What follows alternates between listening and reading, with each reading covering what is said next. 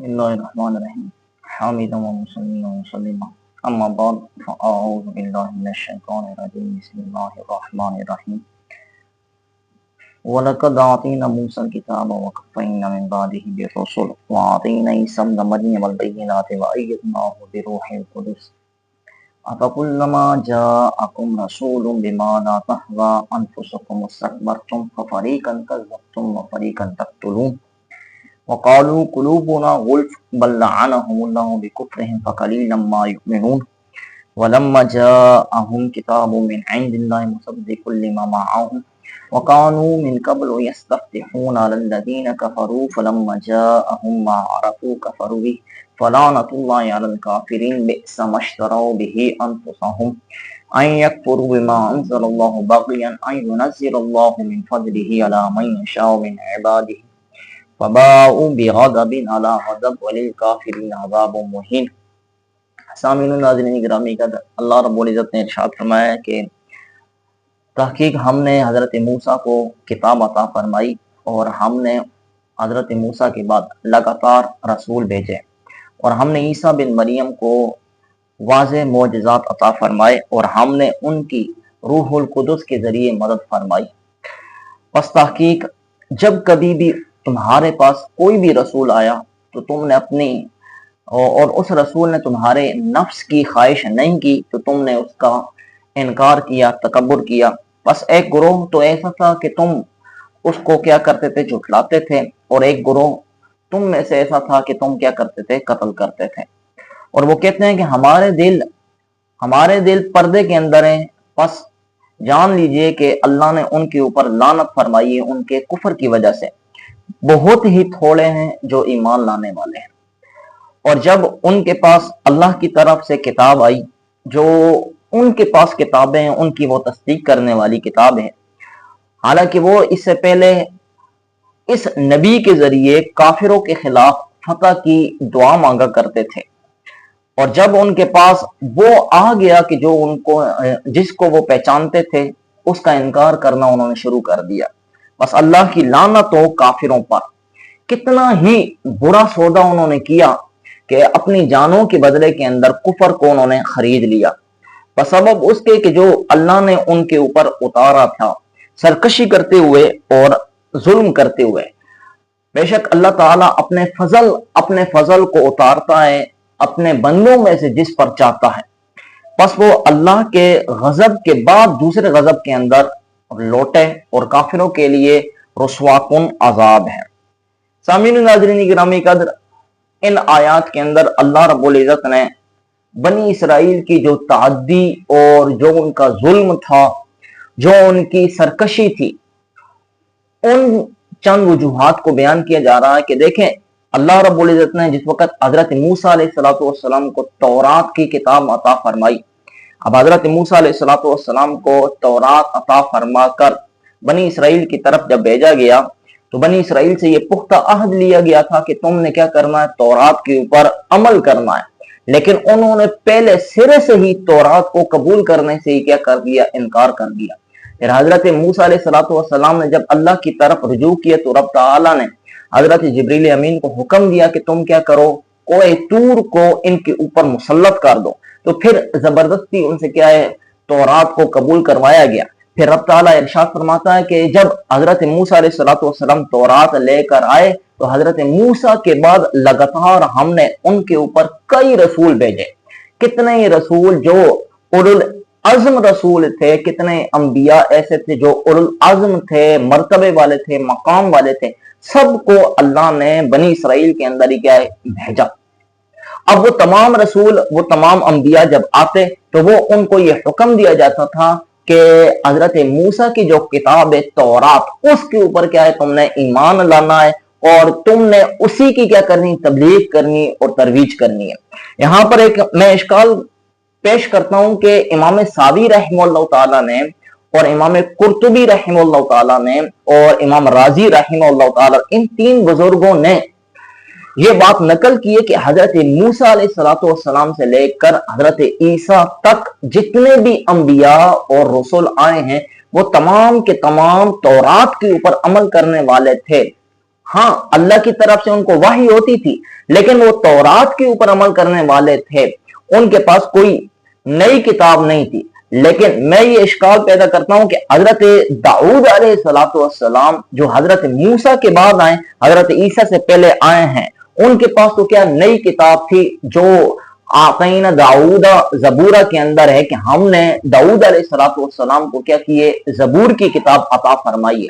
फिर ये इश्काल जब वारिद हो सकता है तो इसका जवाब कोशिश की मैंने तलब करने की, मुझे नहीं मिला। तो इसका जवाब अगर ये हो सकता है कि मुमकिन है कि हजरत दाऊद अलैहिस्सलाम को मुस्तस्ना करके बाकी जितने भी अंबिया आए हैं वो सारे के सारे क्या तौरात के ऊपर अमल करने वाले थे और तौरात की ही तबलीग और तौरात की ही तजवीज करने वाले थे। फिर अल्लाह ताला ने इरशाद फरमाया कि हमने ईसा बिन मरियम को नाजिल फरमाया, यानी कि ईसा बिन मरियम जो बगैर बाप के पैदा हुए, हजरत मरियम अलैहिस्सलाम के पेट के अंदर हजरत जिब्रील अमीन ने फूंक मारी थी, तो उसकी वजह से वो उनको हमल हो गया। फिर हजरत जिब्रील अमीन के फूंक मारने की वजह से हजरत ईसा अलैहिस्सलाम आए।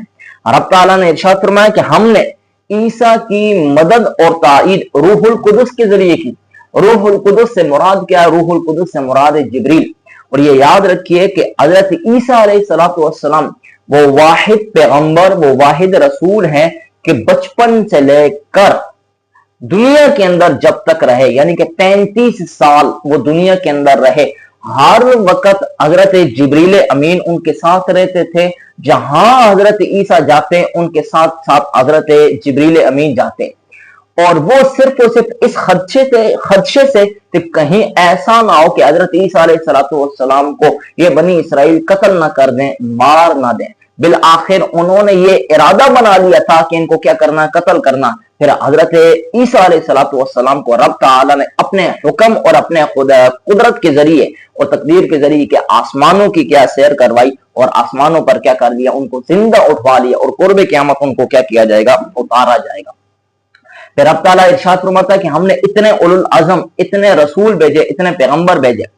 अब तुम चाहते थे कि वो हमारी ख्वाहिश के मुताबिक हमें क्या करें, हुक्म दें, लेकिन उन्होंने आपकी ख्वाहिश नहीं करनी थी, बल्कि वो रब ताला की तकदीर और अल्लाह रब्बुल इज्जत के हुक्म के मुताबिक उन्होंने कोई हुक्म सुनाना था।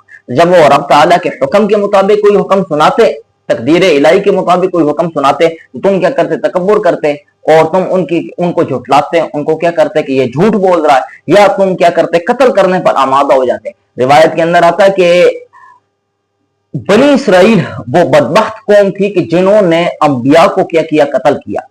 और एक रिवायत के अंदर यह भी आता है कि उन्होंने 70,000 रसूल क्या किए थे, मार दिए थे, कत्ल कर दिए थे। और एक रिवायत के अंदर यह आता है कि उन्होंने 40 अंबिया को कत्ल किया। और एक रिवायत के अंदर यह भी आता है कि एक दिन लगातार उन्होंने 70 अंबिया को कत्ल किया था। हजरत ज़करिया अलैहिस्सलाम, हजरत शाया अलैहिस्सलाम, हजरत यहया अलैहिस्सलाम उन्हीं के कत्ल का क्या है, शिकार हुए। उनके कत्ल की वजह से इनको क्या कर दिया गया था, मार दिया गया था। इन्होंने ही क्या किया था, उनको कत्ल किया था। आगे रब ताला फरमाता वक़ालू कुलूबुना गुल्फ। जिस वक्त हुजूर अलैहिस्सलाम यहूदियों को जो मदीना शरीफ के अंदर और मक्का के अंदर, अरब के अंदर जो आबाद थे, उन यहूदियों के ऊपर अल्लाह रब्बुल इज्जत की तरफ से जो वही होती थी, हुजूर अलैहिस्सलाम उनको बयान करते, तो वो कहते तो हमें तो क्या है, मालूम है, हम तो क्या पहले ही से ही बातें जानते हैं, हमारे दिल तो क्या भरे हुए हैं इल्म की वजह से। या वो कहते हैं कि हमारा दिल हक बात को कबूल नहीं करता, हमारे दिलों के ऊपर क्या है, पर्दा, हम इस बात को तस्लीम नहीं करते। रब ताला फरमाता है कि ये कुफर के अंदर क्या परले दर्जे के अंदर पहुंच चुके हैं। अब अल्लाह ताला ने उनके ऊपर लानत फरमाई है कि क्या है, इनके कुफर की वजह से रब ताला की ये रहमत से क्या हो चुके हैं, दूर हो चुके हैं। और जो ईमान लाने वाले हैं वो भी क्या है, बहुत कम है। और ये याद भी रखिए कि यहूदियों से बहुत कम ही ईमान लाने वाले थे। इसी वजह से फरमा फ़क़लीलन मा युमिनून, कि बहुत कम ईमान लाने वाले। यहाँ पर बल लानहुमुल्लाह, अल्लाह ताला ने उन पर लानत फरमाई। तो ये याद रखिए कि लानत जो है ना, किसी शख्स पर भेजना ये जायज नहीं है जब तक कि ये मालूम ना हो कि ये क्या है, काफिर हकीकी है, यानी कि उसका जो कुफर है वो जाहिर और बाहिर ना हो, उसके ऊपर लानत भेजना जायज नहीं है। इसके ऊपर इंशाअल्लाह कभी मौका मिला तो تفصیل کے ساتھ اور تحقیق کے ساتھ بات کی جائے گی. آگے رب تعالیٰ نے فرمایا وَلَمَّا جَاءَهُمْ كِتَابٌ مِّنْ عِندِ اللَّهِ مُصَدِّقٌ لِّمَا مَعَهُمْ، یعنی کہ جس وقت اللہ رب العزت نے قرآن کو اتار دیا، اور یہ قرآن ایسی کتاب ہے جو تورات کی، انجیل کی اور زبور کی تصدیق کرنے والا ہے. اب جب ان کے پاس یہ کتاب آ گئی، حالانکہ وہ پہچانتے بھی تھے اور ان کو پتہ بھی تھا کہ آخری نبی، آخر زمانے کے اندر قرب قیامت ایک نبی آئے گا جو قرآن لے کر آئے گا، جو ایسی کتاب لے کر آئے گا جو تورات اور زبور اور انجیل کی کیا ہے تصدیق کرنے والا ہوگا. اب ان کو پتہ بھی تھا، اور اسی قرآن کے ذریعے اور اسی نبی کے ذریعے وہ دعائیں مانگا کرتے تھے کہ اللہ ہمیں کافروں کے خلاف، مشرکوں کے خلاف کیا ہے فتح یابی عطا فرما. امام صابی نے بھی لکھا، اور حاشیہ جلالین شریف کے اندر امام سیوطی نے یہ بات نقل کی کہ وہ دعا اس طرح مانگا کرتے تھے اللہم انصرنا بالنبی المبعوث فی آخر زمان، اے اللہ جو آخری زمانے کے اندر نبی آئے گا، اس نبی کے ذریعے، اس نبی کے وسیلے سے تو ہماری کیا کر مدد فرما. اس آیت کے اندر ایک تو کیا ہے توسل کا بھی ثبوت ہوتا ہے، دوسرا یہ بھی پتہ چلتا ہے کہ کافروں کو، جو یہودی تھے، ان کو یہ معلوم تھا کہ آخری زمانے کے اندر نبی آئے گا. وہ پہچانتے بھی تھے، ان کی جو حضور کی جو صفات تھی ان کو وہ مانتے تھے، لیکن جاننے کے باوجود، پہچاننے کے باوجود پھر بھی وہ کیا کرتے تھے؟ کفر کرتے تھے، انکار کرتے تھے. فرمایا فلعنۃ اللہ علی الکافرین، کافروں پر کیا اللہ تعالیٰ کی لعنت ہو، کیونکہ یہ جان بوجھ کر کیا کر رہے ہیں؟ حضور علیہ الصلوۃ والسلام کا انکار کر رہے ہیں. آگے فرمایا سمجھتروا بہ انفسہم، کہتے ہیں رب تعالیٰ ارشاد فرماتا ہے کہ کتنا ہی برا انہوں نے سودا کیا ہے. کفر کو خرید لیا ایمان کے بدلے کے اندر، اپنی جانوں کو کیا کر دیا؟ انہوں نے بیچ دیا، اور کفر کو کیا کر لیا؟ خرید لیا. اب رب تعالیٰ ارشاد فرماتا ہے کہ ان کی تو کیا یہ تمنا تھی، ان کی یہ آرزو تھی کہ آخری جو نبی ہے، جو محمد علیہ الصلوۃ والسلام ہے، یہ بنی اسرائیل سے کیا ہے؟ آنا چاہیے تھا. اب وہ بنی اسرائیل سے نہیں آیا. حضرت اسماعیل علیہ الصلوۃ والسلام کی اولاد سے حضرت محمد مصطفیٰ صلی اللہ علیہ وسلم کا نزول ہوا، ظہور ہوا.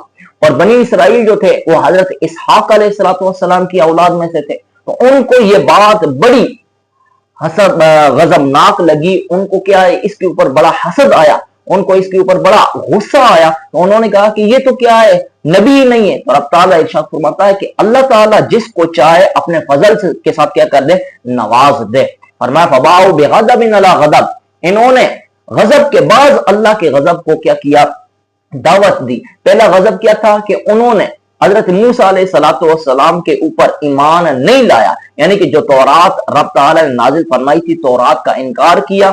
اب تورات کے اندر جو حضور علیہ السلام کی صفات لکھی ہوئی تھیں ان صفات کو نہیں مانا. تو یہ پہلا غضب.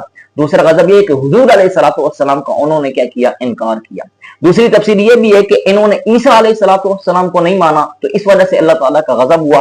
اب پھر یہ محمد مصطفیٰ احمد مجتبیٰ کو نہیں مان رہے، اس لیے کیا ہے؟ اللہ تعالیٰ کا ان کے اوپر غضب ہوا. فرمایا وللکافرین عذاب مہین، کافروں کے لیے کیا ہوگا؟ رسوا کن عذاب ہوگا. حق تعالیٰ سے دعا ہے کہ حق تعالیٰ میں صحیح معنوں کے اندر سمجھ عطا فرما. آج یکم محرم الحرام ہے، سال کے نئے سال 1448 ہجری، اسلامی سال کی کیا ہے؟ ابتدا. اور آج کے دن ہی حضرت عمر فاروق رضی اللہ تعالیٰ عنہ، خلیفہ ثانی، خلیفہ دوم، جانشین مصطفیٰ ابو بکر رضی اللہ تعالیٰ عنہ علیہ الصلوۃ والسلام، ان کی وفات کا دن ہے، ان کی شہادت کا دن ہے. ان کی شانیں، ان کی عظمتیں، ان کا مقام رفیع بہت بلند ہے، بندہ ان کو بیان نہیں کر سکتا. لیکن ہم ان کی بارگاہ عقیدت کے اندر خراج تحسین پیش کرنے کے لیے چند باتیں، چند معروضات پیش کرنا چاہتے ہیں تاکہ سادہ عوام کو پتہ چل سکے کہ ان کی عظمت اور ان کا مقام رفعت کتنا ہے. حضور نبی کریم علیہ الصلوۃ والسلام نے ارشاد فرمایا کہ اللہم اعز الاسلام بعمر بن الخطاب او بعمر بن ہشام. حضور علیہ الصلوۃ والسلام نے ارشاد فرمایا کہ حضرت عمر فاروق رضی اللہ تعالیٰ عنہ کے ذریعے یا عمر بن ہشام ابو جہل کے ذریعے اے اللہ تم کیا کر؟ اسلام کو عزت عطا فرما. دوسرے نمبر پر حضور علیہ الصلوۃ والسلام نے ارشاد فرمایا لو کان بعدی نبی لکان عمر بن الخطاب، اگر میرے بعد کوئی نبی ہوتا تو عمر بن خطاب ہوتے. تیسرے نمبر پر حضور علیہ الصلوۃ والسلام نے ارشاد فرمایا کہ میرے پاس جبریل امین آئے اور انہوں نے مجھے یہ خبر دی لقد استبشر اہل السماء باسلام عمر، فرمایا کہ عمر کے اسلام لانے کی وجہ سے آسمان والے خوشیاں منا رہے ہیں اور ایک دوسرے کو خوشخبریاں دے رہے ہیں۔ امین یہ دیکھیے کہ جن کے اسلام لانے کی خوشخبری اہل سما آسمان والے منائیں اور حضور علیہ الصلوۃ والسلام ان کے اسلام لانے کی دعا مانگے تو وہ مراد المصطفیٰ ہیں۔ تو آج کا جو 1500 سال کے بعد جو مسلمان ہے جس کو اپنے اسلام کی خبر نہیں ہے، وہ حضرت عمر فاروق رضی اللہ تعالیٰ عنہ کے اسلام کی کیا مانگے، دلیل مانگے، تو میں یہ سمجھتا ہوں کہ وہ پرلے درجے کا بیوقوف، اجہل اور سفیہ ہے۔ اور بڑی تعجب انگیز خبر اور جاں فضا بزدل والی خبر ہے کہ آج مدینہ منورہ کے اندر آثار قدیمہ کی کھوج لگانے والوں نے مدینہ شریف کے اندر کچھ چٹانوں کا ایسا ظہور کیا کہ جس کے اندر حضرت عمر فاروق رضی اللہ تعالیٰ عنہ کی شان واضح ہے۔ اس کے اوپر یہ لکھا ہوا تھا کہ اللہ حضرت عمر بن خطاب کی مدد فرمائے اور دنیا و آخرت کے اندر حامی و ناصر ہو۔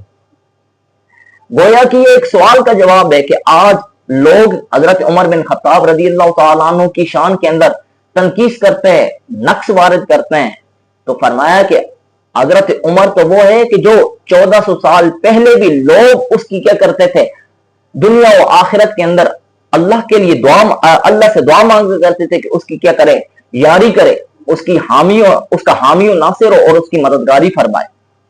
تو گویا کہ یہ آثار قدیمہ والوں نے یہ بتلا دیا کہ تم حضرت عمر بن خطاب کے اسلام کی کیا ہے دلیل مانگ رہے ہو، تو اللہ رب العزت نے چٹانوں سے کیا ہے یہ دلیل نکال کر بتلا دی ہے کہ یہ وہ عمر ہے کہ جس کے لوگ کیا کرتے ہیں، گن گاتے تھے، اور وہ عمر وہ ہے کہ جو آگ کو حکم دے تو آگ کیا ہو جاتی ہے، بجھ جاتی ہے، دریائے نیل کو حکم دے تو دریائے نیل روانی شروع کر دیتا ہے۔ حضرت عمر فاروق رضی اللہ تعالیٰ عنہ کی تو شانیں کیا برا ورا ہیں، لیکن عقیدہ اہل سنت والجماعت یہ یاد رکھیے کہ پہلے نمبر پر حضرت ابوبکر صدیق، دوسرے نمبر پر حضرت فاروق اعظم حضرت عمر فاروق، تیسرے نمبر پر حضرت عثمان بن عفان رضی اللہ تعالیٰ عنہ، اور چوتھے نمبر پر حضرت مولا کل کائنات مولا علی پاک رضی اللہ تعالیٰ عنہ۔